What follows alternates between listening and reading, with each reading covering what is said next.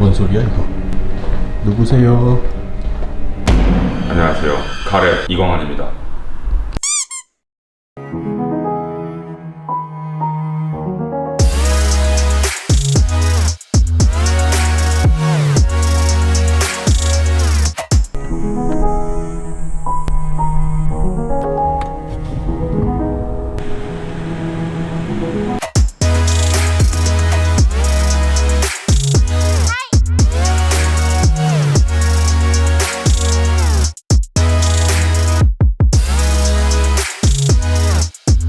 네, 제가 영상에서 여러 번 말씀드린 적 있긴 한데요, 제가 원래 작고 야무진 차를 좋아합니다. 거기에다가 디자인까지 예쁘면 그야말로 금상첨화겠죠. 제 옆에 서 있는 이 푸조 208이 바로 딱 그런 차가 아닐까 싶은데요. 이 208 2세대 모델이죠. 1세대 208은 우리나라에서도 팔았었어요. 그리고 지금 이 2세대가 우리나라로 들어왔죠. 2세대 208은 지금 유럽에서 가솔린, 디젤, 전기 이렇게 다양한 파워트레인을 다 팔고 있긴 하지만 일단 우리나라에는 전기차 버전 208만 먼저 들어왔습니다.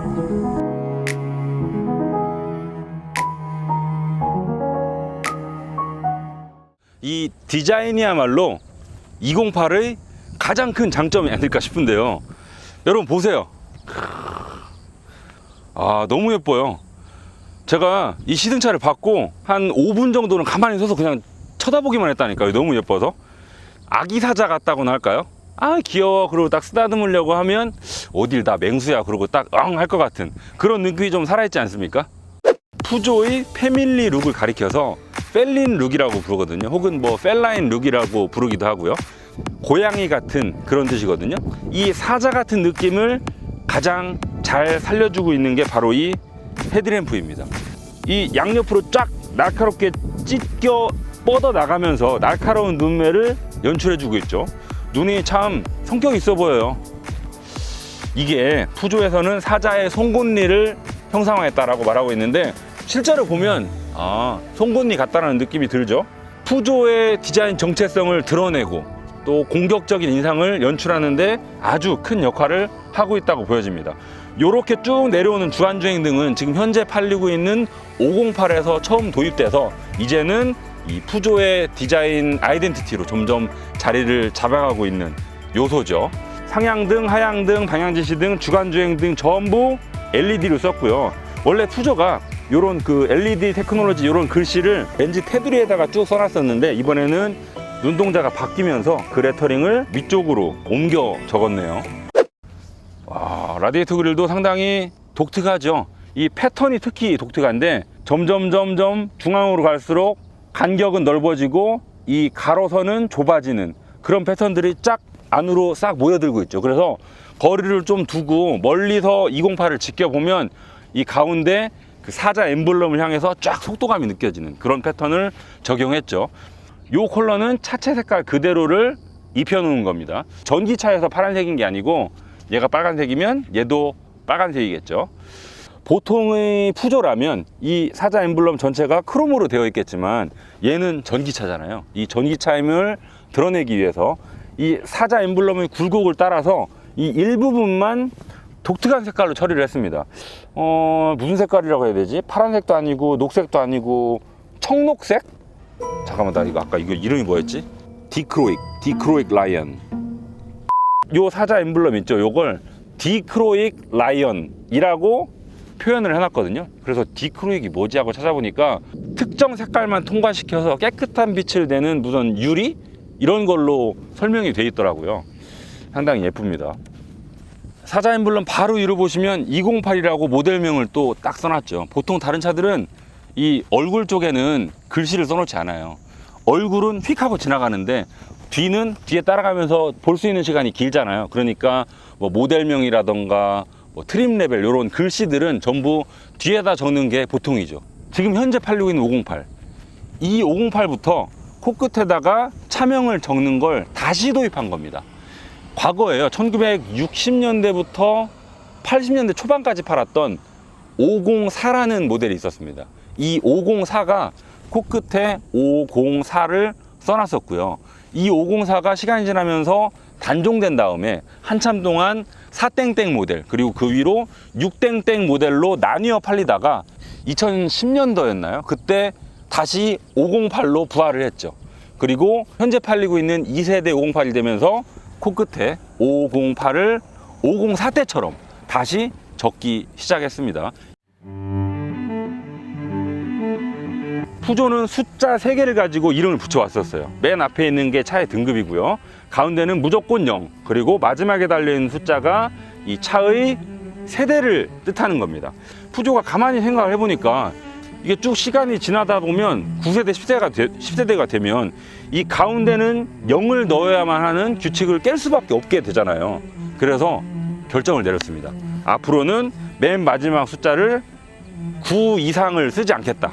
8이 끝이다 라고 규칙을 세웠습니다. 그래서 앞으로는 땡땡 8 이상의 다음 세대가 나오더라도 항상 그냥 끝은 8로만 끝나는 걸로 장명법을 바꿨다고 해요. 뭐 사적으로 말씀드리면 예전에 1960년대에 포르쉐 911이 처음 나왔을 때 원래 이름이 901이었는데 그 당시의 푸조가 먼저 가운데 0을 넣는 거야 라고 주장을 했기 때문에 포르쉐가 어쩔 수 없이 901에서 911로 차명을 바꿨던 일화도 있죠. 범퍼 하단부에 흡기구가 이렇게 들어가 있잖아요. 이거 얼핏 보면 그 영화 조커 입처럼 생기기도 했어요. 옆으로 이렇게 쫙 찢어져 가지고. 근데 가만히 있어봐. 저거 되게 비싼 거 어디서 봤는데 고민을 한 결과 찾았습니다. 인서트 처리.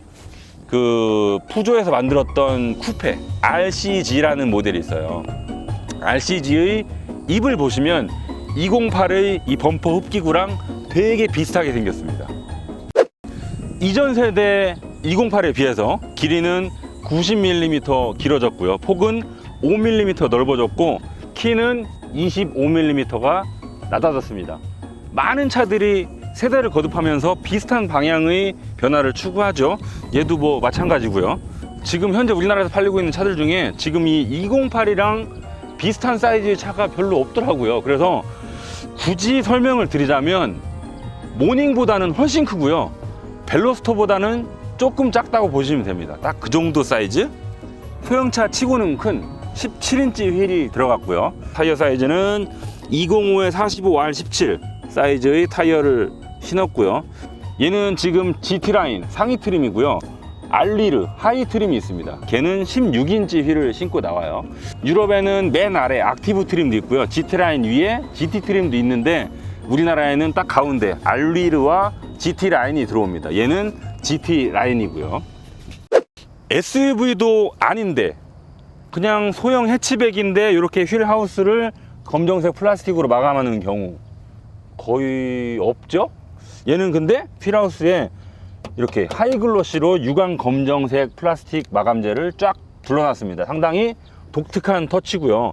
덕분에 소형차이긴 하지만 조금 더 바퀴가 커 보이고 당당한 자세를 연출해 주는데 일조하고 있습니다. 이건 역시도 GT 라인이니까 들어간 거고요. 하이 트림인 알리르는 그냥 차체 컬러로 마감됩니다. 또 하이글로시 마감을 찾을 수 있는 부분이 있죠. 바로 여기 B필러. 보통 이 정도 급에서는 이 부분을 그냥 무광 검정색 플라스틱으로 마감을 했을 법해요. 근데 얘는 저기랑 마찬가지로 하이글로시 플라스틱을 씌워 놓았죠. 훨씬 더 고급스러워 보이고요. 훨씬 더 이 창문 전체 그래픽, 이 디에로가 하나의 피스로 보이는데 유리합니다. 우리나라 차는 중형 세단까지도 아직 검정색 무광 플라스틱을 쓰는 경우가 심심치 않게 있죠. 아래쪽 캐릭터 라인이 조금 독특해요. 자동차라는 덩어리가 크게 보면 옆면이 이렇게 동그랗잖아요. 이렇게 동그랗게 생겼잖아요. 반짝반짝거리는 실린더라고 보시면 됩니다. 그러면 실린더를 이렇게 밖에다 쭉 눕혀놨을 때 동그란 면 위쪽은 하늘이 맺혀지고요. 리플렉션 가운데를 지나는 선을 따라서 아래쪽은 도로가 비치는 경우가 많아요. 그래서 자동차 디자이너들이 스케치를 할 때 보통 이렇게 쭉 가운데다 선을 긋고 아래를 쭉 검정색으로 칠하기도 하죠. 그러면 차가 훨씬 더 동그랗게 보이고 반짝거려 보이고, 지금 이 208의 두 번째 캐릭터 라인이 원래 이게 없었더라도 자연스럽게 맺혔을 그 리플렉션 라인을 일부러 주름 지어 놓은 그런 느낌이 납니다. 만약에 이 주름이 없었다면 그냥 자연스럽게 맺혔을 리플렉션 라인이 어딘가 있었겠죠. 근데 그걸 의도적으로 나는 여기에 선을 그어서 리플렉션이 이렇게 맺히게 할 거야 라는 디자이너의 의도가 반영된 듯한 그런 짐작이 좀 되죠. 뭐 멋있어요. 앞바퀴, 뒷바퀴의 존재감을 좀 더 부각시켜주는 것 같고 팬더가 좀 더 튀어나와 보이게끔 하는 그런 시각적인 역할도 있고요. 1세대 때도 뒷유리가 꽤 많이 누운 편이긴 했어요. 근데 2세대로 넘어오면서 지금 여기 리어램프 가장 튀어나와 있는 저 점이 있죠. 얘는 조금 더 뒤로 빼고요. 이 뒷유리와 지붕이 만나는 요 포인트 있죠. 요 포인트는 앞으로 조금 더 빼요. 나가고 들어가고. 그렇다 보니까 결과적으로 지금 보시는 바와 같이 1세대에 비해 뒷유리가 조금 더 기울게 됐죠. 덕분에 좀 더 스포티한 실루엣을 갖게 된 거고요. 자, 뒤로 가볼까요? 208도 508처럼 최신 푸조 리어램프를 물려받았습니다. 쫙 하나로 연결되어 있죠. 좌우에는 앞에 주간주행등에서 보셨던 것처럼 세로로 빨간 세 줄이 들어가 있고요. 상당히 넓은 면적을 하이글로시 검정 플라스틱으로 마감을 해서 실제보다도 훨씬 더 고성능 차의 이미지를 잘 전달해주고 있죠. 되게 블링블링해서 멋있기도 하고요. 마치 무슨 디퓨저인 것처럼 이렇게 디자인적인 요소도 집어놨군요. 이번에는 트렁크를 한번 열어볼게요. 이 밖에서 보셨다시피 차 크기가 크기이니만큼 그렇게 넓진 않아요. 뭐 예상한 정도의 넓이를 보여주고 있는데 딱 요 정도가 311리터입니다. 그리고 6대 4로 접혀지는 2열 시트 등받이를 앞으로 젖히고 나면 이렇게 하셨을 때가 1106리터입니다. 이 참고로 말씀드릴게요. 경쟁 모델로 꼽을 수 있는 르노 클리오가 기본 용량 기준으로 391리터고요. 폭스바겐 폴로가 351리터, 그리고 포드 피에스타가 292리터입니다. 그렇게 넓진 않아요. 그리고 조금 더 아쉬운 게 뭐냐면 이렇게 2열 시트 등받이를 접으셨을 때 트렁크 바닥하고 여기 등받이 뒷면하고 쿠션 두께만큼의 턱이 생깁니다. 이런 거는 조금 아쉬운데요. 이왕이면 일자였을 때 좀 더 큰 짐을 안으로 쑥 밀어넣기 편하겠죠. 뭐 다른 편의사항은 뭐가 있나 볼까요? 여기 조명 하나 달려 있고, 여기 물건을 고정시킬 수 있는 밴드 하나 있고, 쇼핑백거리 하나 있고요. 이 정도가 일반적이죠. 이 가방은 뭐예요? 이 가방은 뭐냐면 푸조 사자 엠블럼. 재미없다. 스스로 다 그림이 생각이 안 났어. 집에서 가정에서 충전하실 때 쓰실 수 있는 충전 포트예요. 이거 250V 콘센트에다 꽂으시고 얘를 차에 연결하시면 완속으로 충전하실 수 있겠죠. 선이 얼마나 길까 맨날 궁금했었거든. 아, 그렇지. 콘센트가 저 멀리 있을 수도 있잖아요. 그래서 내가 전기차를 갖는다고 생각해 보니까 이 선이 엄청 길어야겠더라고. 그래서 항상 이게 얼마나 길까 선이 궁금했어. 뭐 그럼 한번 빼볼까요? 들고 있을 때니까 형이 저 끝까지 가봐요. 그래. 뛰어. 이 정도네. 그래도 넓다. 한 10m는 되겠는데? 10m 조금 안 되겠다. 그래, 빨리 와요 다시. 뛰어. 공사장에서 좀 당화 못 했나봐요. 아, 노가다 짬 아니겠습니까, 이런 게?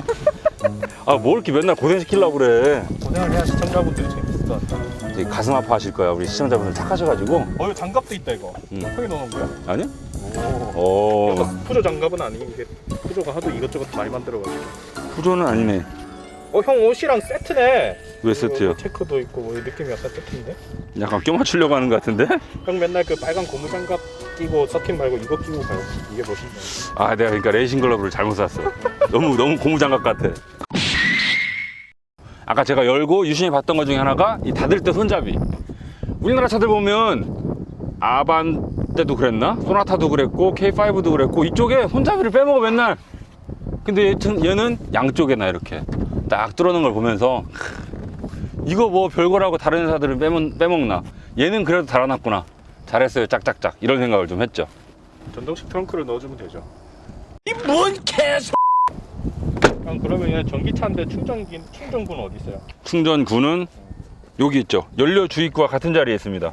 얘는 왼쪽에 있네. 그렇죠. 근데 지금 밖에서 보시면 알겠지만 충전구의 면적이 엄청 커요. 그렇네. 이게 디젤도 있잖아요. 그럼 걔네들은 요소수를 넣는 구멍도 함께 필요하기 때문에 아예 애초에 충전구를 넓게 팠나 봐요. 여시면 여기 뭐 충전 상태를 알려주는 LED 조명도 달려 있고요. 지금 여기 위에만 꽂으시면 완속, 아래 것까지 같이 꽂으시면 급속이죠. 아, 여기 써 있네. 녹색, 연두색 깜빡깜빡, 연두색 쭉, 빨간색 쭉. 저희 그러면 얘 밥도 줄 겸 충전하러 한번 가볼까요? 그러면 근처 충전소를 검색해 가지고 가볼까요? 뭐 자분열이야 뭐야? 내가 멈췄어. 갑시다.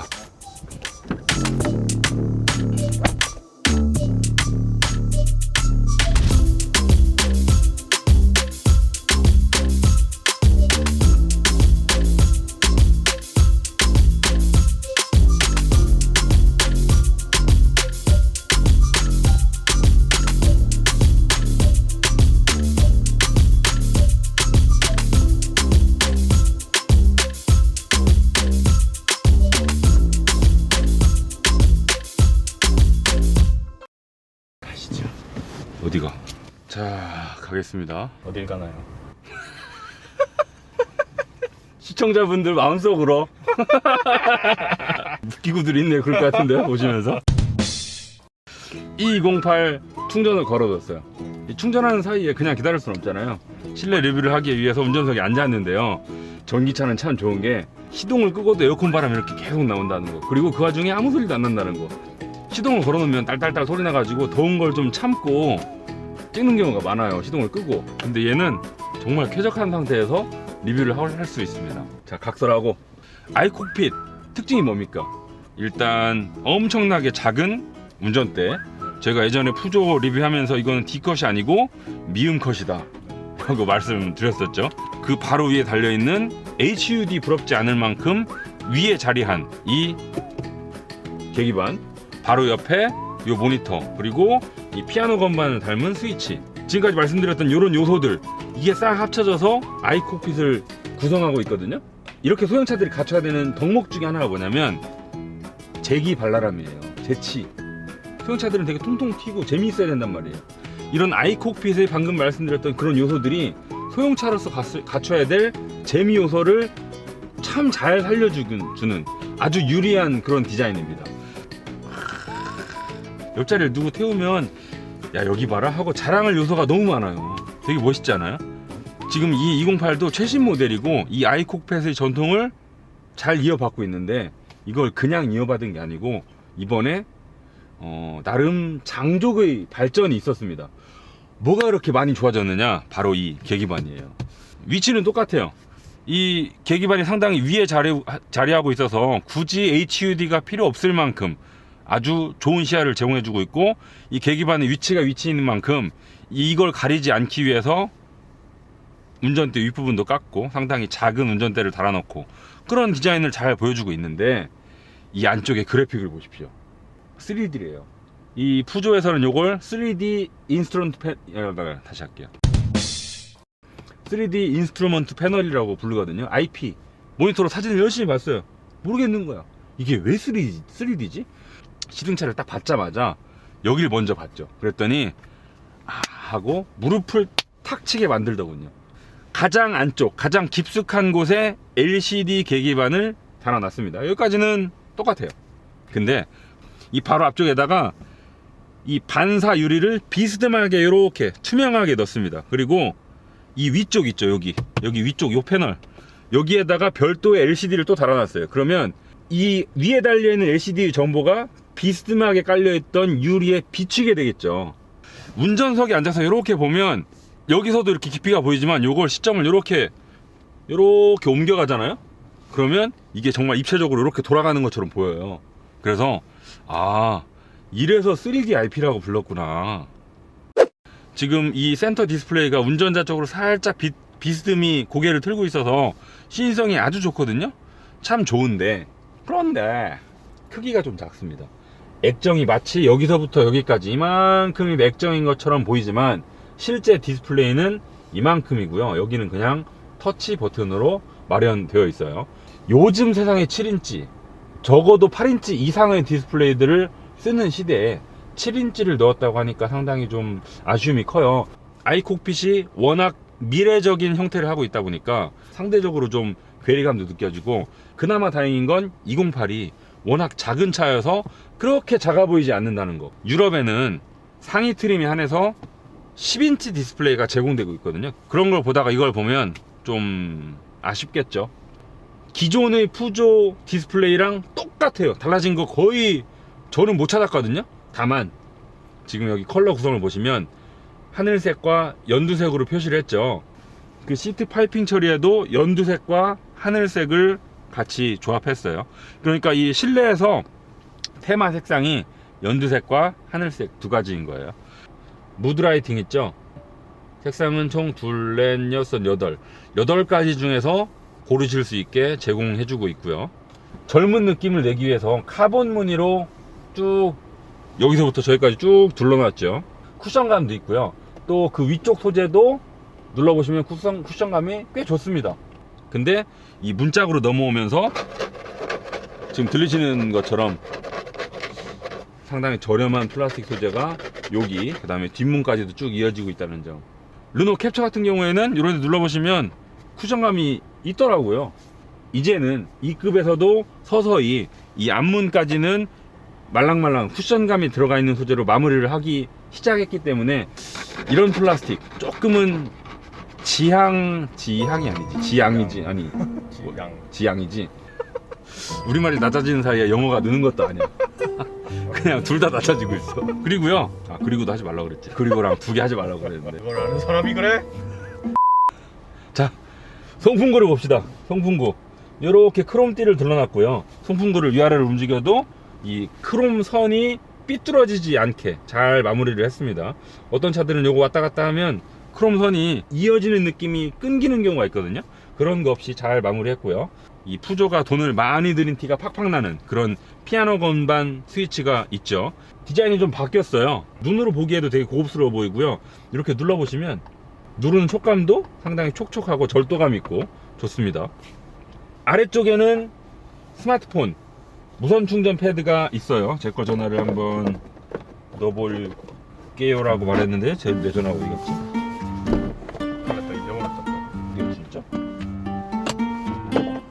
내 거 진짜 어디 갔냐? 큰일 났다. 아, 여기다 켜놨구나. 아, 해외 사진을 보니까 여기 뚜껑이 이렇게 달려있더라고요. 그래서 뚜껑을 아래로 이렇게 열시면 이 뚜껑에다가 스마트폰을 딱 거치하실 수 있게끔 그렇게 구성이 되어 있었는데, 국내 사양에서는 그게 빠지고요. 아래는 그냥 수납공간으로 바뀌었습니다. 푸조가 수납공간에 상당히 인색한 브랜드 중에 하나거든요. 자잘한 물건을 놓을 데가 별로 없었어요, 푸조는. 근데 208에서는 적어도 그런 걱정을 조금 덜 하셔도 되지 않을까 싶어요. USB 충전 단자는 타입 C 하나, 타입 A 하나 양쪽에 달아두었고요.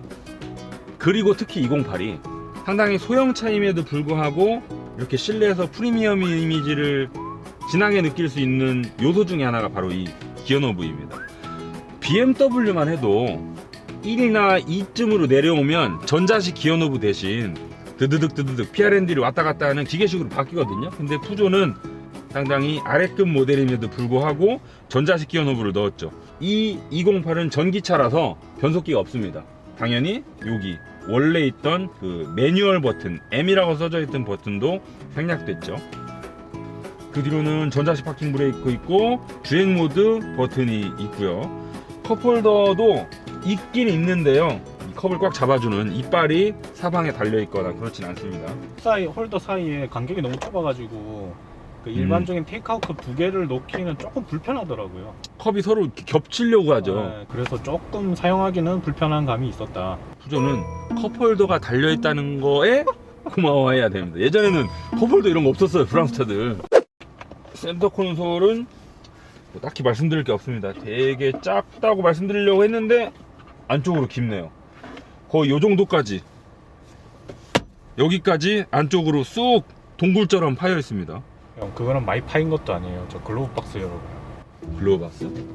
카메라에 담겨요, 어두워서? 야호 하면 메아리 울리겠는데? 오 하나. 팔을 넣어볼게. 우와. 팔. 뚜껑 깊이가 이 정도입니다. 이 정도. 제 팔 다 들어가요. 진짜 메아리 울리겠다. 야호 야호 야호. 사랑하는 어린이 여러분. 교장 선생님. 거기 떠드는 누구야? 실내 등 전부 LED고요. 이건 GT 라인이 LED로 들어갑니다. 끄실 때 보면 지금 양쪽이 다 터치로 작동을 하거든요. 보셨죠? 소형차인데 불을 끄시면 스르르 꺼져요. 조금 더 신경을 썼다는 걸 보실 수 있죠.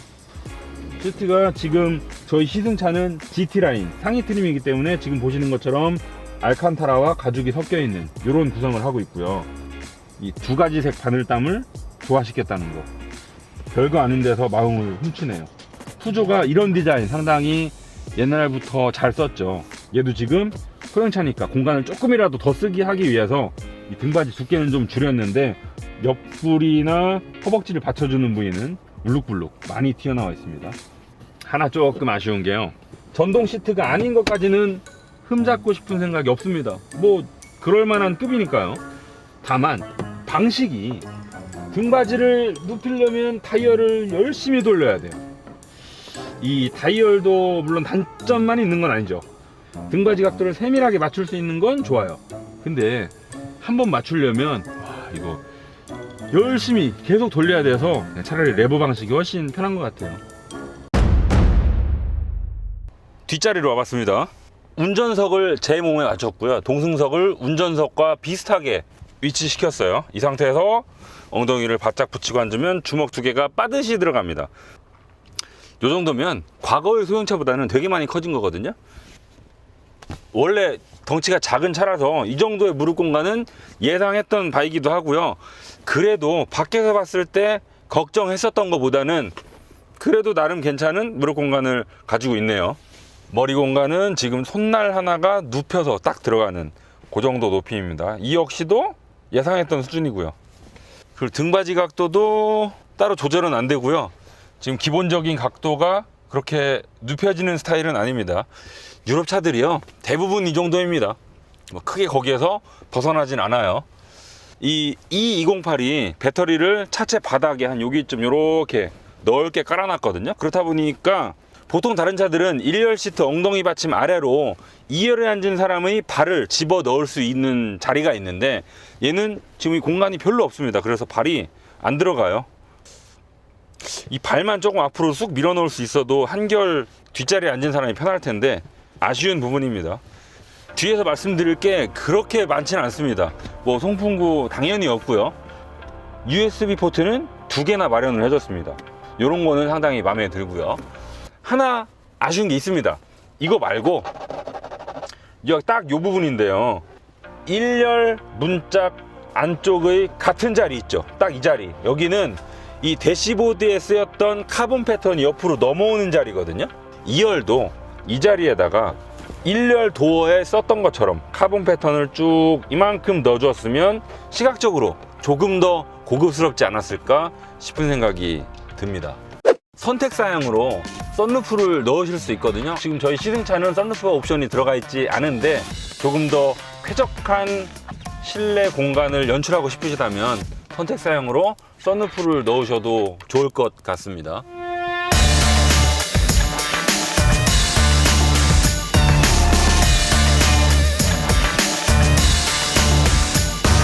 아니 요즘 아직도 누가 디젤차 타요?